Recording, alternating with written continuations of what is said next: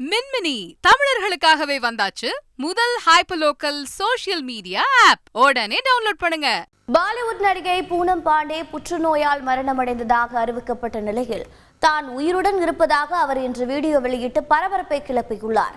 கர்ப்பப்பை வாய் புற்றுநோய் குறித்து விழிப்புணர்வு ஏற்படுத்தவே இவ்வாறு வதந்தி பரப்பியதாக அவர் விளக்கம் அளித்துள்ளார். இதுபற்றி மருத்துவ வல்லுநருடன் சிறப்பு செய்தியாளர் ரஞ்சித் நடத்திய கலந்துரையாடலை தற்போது பார்க்கலாம்.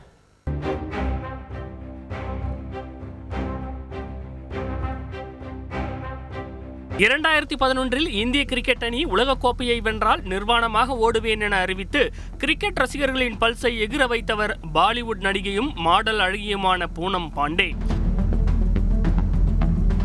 மும்பையைச் சேர்ந்த இவர் அடிக்கடி தனது பேச்சாலும் செயலாலும் சர்ச்சைகளில் சிக்குபவர். அவ்வப்போது தனது இன்ஸ்டாகிராம் பக்கத்தில் கவர்ச்சி புகைப்படங்களையும் வீடியோக்களையும் வெளியிட்டு ரசிகர்களை தனது அழகால் கிறங்கடித்தவர் திடீரென இறந்து போனார் என்ற செய்தி பாலிவுட் திரையுலகையே பதற வைத்து விட்டது.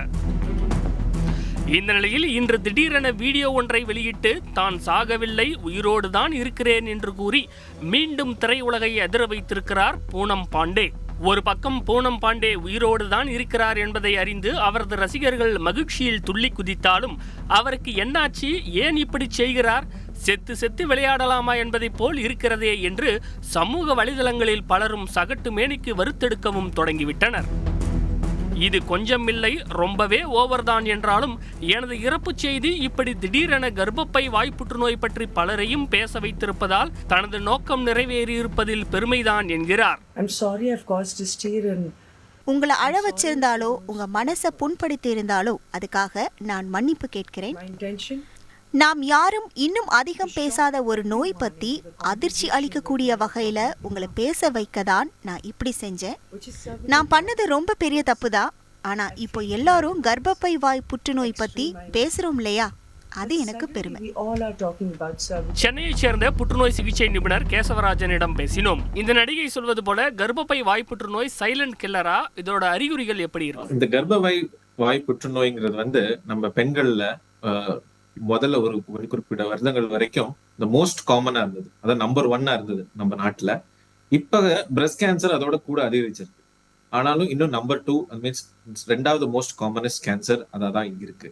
உலகத்திலேயே அதிக நம்பர் ஆஃப் பெண்கள் இந்த சர்வைக்கல் கேன்சர்ல இருக்கிறது நம்ம நாட்டுல தான் ஹையஸ்ட் நம்பர் ஆஃப் பெண்கள் இதுல இருக்கு. ஸோ இது ஒரு தீவிரமான ஒரு வியாதி தான். இடையில ப்ளீடிங் வர்றது, வெள்ளப்படுறது, அதுலயும் ரொம்ப குறிப்பிட்ட ஸ்மெல் கூட இருக்கும் இந்த வெள்ளப்படுறதுல. அப்புறம் உடல் உறுப்பு கொள்ளும் போது பிளட் வர்றது, இந்த மாதிரி அறிகுறிகள் எல்லாம் காணப்படும். சர்வைக்கல் கேன்சர் வராமல் தடுக்க என்ன வழி? பல கேன்சர்கள் இருந்தாலும் இந்த கேன்சரோட அட்வான்டேஜ் என்னன்னா இது ஒரு ஹெச்பிவி வைரஸ்ங்கிறதுனால வருது. ஸோ அந்த வைரஸ்க்கு அகேன்ஸ்ட் தடுப்பூசி போட்டோம்னு வச்சுக்கோங்களேன், நம்மளுக்கு இந்த கேன்சர் வராம பாத்துக்கணும். அந்த தடுப்பூசிங்கிறது பல இடங்களா இருக்கு. ஆனா வெளிநாட்டுல இருந்து இறக்குமதி பண்ணிட்டு இருந்தோம். இப்ப நம்ம நாட்டிலே தயாரிக்கிறதா அவங்க சொல்லியிருக்காங்க.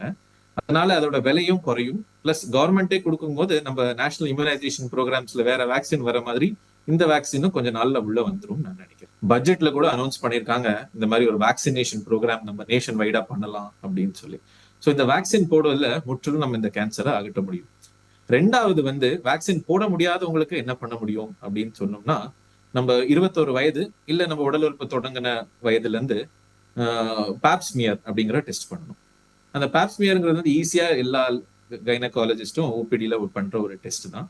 அதுவும் ஒரு தடவை நார்மலா இருந்துச்சுன்னா 3 வருடத்துக்கு ஒருக்க பண்ணிக்கிட்டா போதும். ஒரு விழிப்புணர்வுக்காக பூனம் பாண்டே இப்படி எக்ஸ்ட்ரீம் லெவலுக்கு போனது சரியா? விழிப்புணர்வு நிச்சயம் அவசியம். அது எப்படி பண்றாங்கிறது ஒரு காலத்துக்கு ஏத்த ஒரு பதில் தான் அது. ரெண்டாவது என்னன்னா, நாளைக்கு வேர்ல்ட் கேன்சர் டே, உலக புற்றுநோய் தினம். ஸோ அதை தொடர்ந்து அவங்க பண்ணிருக்கலாம்னு என்னோட கெஸ். மேபி அவங்க ட்ரெண்டிங்கா மாத்தணுங்கிறதுக்காண்டி அப்படி பண்ணிருக்கலாம்னு நினைக்கிறேன். அதே சமயம் புற்றுநோய் பற்றிய விழிப்புணர்வு அவசியம்தான் என்றாலும் அதற்காக தானே இறந்து விட்டதாக செய்தியை உலவ விட்டு பின்பு மன்னிப்பு கேட்பதெல்லாம் விளம்பர மோகத்திற்காகத்தான் என்ற விமர்சனங்களும் எழாமல் இல்லை. மின்மினி தமிழர்களுக்காகவே வந்தாச்சு முதல் ஹைப்பர்லோக்கல் சோஷியல் மீடியா ஆப். உடனே டவுன்லோட் பண்ணுங்க.